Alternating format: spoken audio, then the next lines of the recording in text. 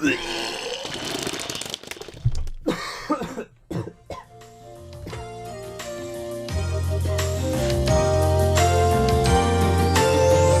here loves story time, our favorite time of the day. When we gather round his great big penis and Papa Chris comes to stay. He'll tell us an exciting tale.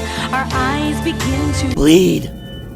It's a special place, it's a happy face. Papa Chris's story time. Alright. Hello everyone and welcome to part 2 of my little physics exam debacle. Now for those of you who didn't see part 1, not only will there be a link on screen and in the description, but I'll also give a brief summary if you're busy. So basically, to premise this all, physics class was very hard for me and my friends. Skipping the whole course, the end of physics, the exam that we had for physics, me and my buddy Matt studied a lot for it, okay? Antonio, too, is another one of my friends whom I studied with it. So the day before the physics test, me and my buddy Matt, we studied pretty much the entire night. I studied until 2 a.m. I felt like, sleep was pretty necessary for me at that point. But my friend Matt, trooper, I don't understand him, to be completely honest. He's kind of a workhorse. Yeah, he really likes killing himself. So, I mean, he for some reason ended up staying up till 5 in the morning to study for a physics exam. So in the last video, I talked about how Antonio almost screwed me and made me fail this physics exam. Basically, he failed to return my formula sheet, which was necessary for me to be able to write the test, and the teacher almost didn't let me write it. Now, Matt was actually the protagonist in that last story, because he was the one who saw Antonio at his locker and grabbed my physics sheet, my formula sheet, and ran and returned it to me, so that we could both go in and write the test. So already Matt's in the good books with me. Now, we're in the exam room. The clock's ticking. I'm opening up the package, and I'm feeling decent. I'm like, you know what? Yeah, I actually remember how to do this, and this, and this too, actually, and this. But I slowly start realizing, this is a long exam. My God, I start flipping through the pages. I'm like, oh God damn, that's a lot of pages. Oh my God. So what she did is she put a lot of really easy questions, which I'm thankful for, to be honest. But there was just so many that it was almost like a time crunch. It wasn't so much of a knowledge and understanding. It was more of a how fast can you apply the concepts. And there was a few little tricky questions, which honestly I almost completely skipped because I knew that it was just more beneficial to focus my time on finishing the things that I knew how to do. But yeah, so me and Matt, since we came in late, we were both sitting at the same desk, and what she did is, it was like long rectangular desks, and so one person was sitting on one side and one person was sitting on the other, facing each other basically. And since Matt had already saved my life, I was a little bit concerned about his performance, so I kept kind of looking up, to see if he was spaced out, or like if he was like really kind of driving himself insane or whatever. So yeah, I'm doing pretty decent on the test, I'm not gonna lie. Like, there's not too much that's stumping me. There's a few things that I'm really racking my brain for, but other than that, I'm doing decent.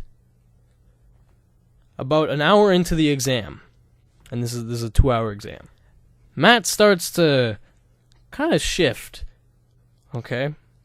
As in, he starts to squirm around quite a bit. And it's very clear that he's getting uncomfortable. And at first I'm just thinking like, okay, I guess he's stuck on a question or something. But, 10 minutes go by, and Matt literally looks up at me with the face of a war-torn, grizzly man who just experienced a million misfortunes. And he says, "Man, I'm not feeling too good." And right away, man, I don't think I've ever felt more empathy for a single individual in my life. I just immediately felt so bad, because more than anybody in that exam room, Matt deserved to finish the exam. He studied a lot, and he's not inherently the best at math, so he needs to study. He works hard for his grades, and that's a fact. And now he's here. He's writing the exam, and I'm pretty sure he's actually understanding things, but he's literally fighting his own feelings. Like, he is literally feeling sick. So he literally starts to, like, you know how you're not supposed to talk to people during an exam, right?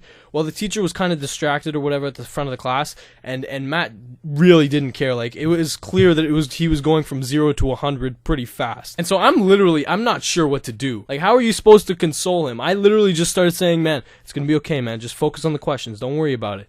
I was literally whispering things like that. At this point, I didn't really care if the teacher caught us talking, because if Matt was going down, I was going down with him, okay? We both deserve to fail that test together. That's the way brothership works, alright? So there's like 30 minutes left in the exam now, and Matt literally cannot think. It's very, very clear that he cannot write this test right now. I'm actually kind of like scared that he's gonna throw up onto my, like, literally projectile throw up onto my exam, which is only a few feet in front of him. At this point, I was wondering, why? Why is this happening? Why now? What could have caused this? Is this God? Is God telling you something here, Matt? And he's like, man, I don't know, but, man, I only got 1 hour of sleep, and I took 2 5-hour energies and drank some coffee, and that was my breakfast, man. And already, I just knew. I knew. Matt, that was stupid. So for those of you who have ever crammed for an exam or something, just promise me that the morning before it, you do not consume a 5-hour energy and coffee on an empty stomach, okay? Those things are meant to be taken when you have food in your stomach, okay? That way it kind of diffuses with the things, and it's, you know, it has something to kind of combine with. Always force down some food, even if you're not hungry, before you take those things, alright? Because on an empty stomach, they're dangerous. So, to cut to the chase, Matt did throw up. And when it got to the breaking point, I really started to lose character. I literally got up and grabbed a garbage can, and I put it beside Matt's desk. And I said, man, just write the test, and if you need to, use this. Okay, and at this point, the teacher realized what was wrong. Okay, we had caused quite a commotion, and she was actually a little bit supportive in my efforts. She, I guess, appreciated it and realized that there was a genuine concern. So keep in mind, I'm still writing my exam. This is a pretty big distraction for me. Like, I'm not gonna lie, Matt, I did give up at least, like, you know, a good amount of that test to try and help you out. But at about the 20 minutes left mark, Matt couldn't handle it. He knew he was gonna throw up, and he didn't want to do it in a classroom where everyone was writing. He did the brave and considerate thing. He ran out of the classroom and threw up a little bit in the halls, but mainly in the sink of the bathroom. And you know, it really was a noble act, because it's purely because he didn't want the entire room to smell of his vomit. It would have been a pretty big distraction. So once Matt left the room, he didn't return. The teacher called the vice principal or whatever, and you know, basically like made him walk around and, like, you know, do the classic calm your stomach down type of things. And at that point, I was like, yep, time to focus on myself. Can't dwell on Matt's misfortune. And so I finished the exam. I believe I left 1 or 2 questions partially blank. You always add something in high school tests. You always add something, because, you know, those 0.5 bonus marks, man. You might as well take advantage. But yeah, so I finished my exam, and the first thing I was thinking, I wasn't even happy that I had finished it. Okay, that's a lie. I was very happy that I finally finished physics course. But I was a little bit saddened by the fact that Matt didn't get to finish. And I was just looking for him in the halls, and I did see him in the halls. And I tried to, like, stop him, and I was like, man, what happened? But he just walked ahead, and the vice principal was right behind him, and she just said, yeah, I think he needs some alone time, or whatever. And so, you know, I took the bus ride home, feeling bad for my friend, but good for myself, because that was my last exam, and I was free. And in the end, our physics teacher did not want Matt to rewrite the exam. She didn't want him to continue writing where he stopped, and she didn't want him to rewrite it, because I guess that would mean she has to make a new exam or whatever. But thank God for the vice principal. She forced the physics teacher to let Matt rewrite the exam. And by God, the next Monday, he wrote the exam with some sleep and with less caffeine. And he passed the course. I think he got like maybe a 65, maybe a little bit higher than that. His main goal was to pass the course, and he did it.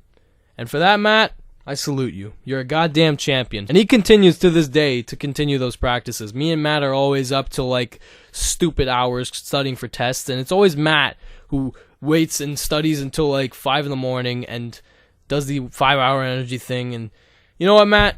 That's just a part of you, man. Anyway, hopefully you guys enjoyed this story and the last one as well.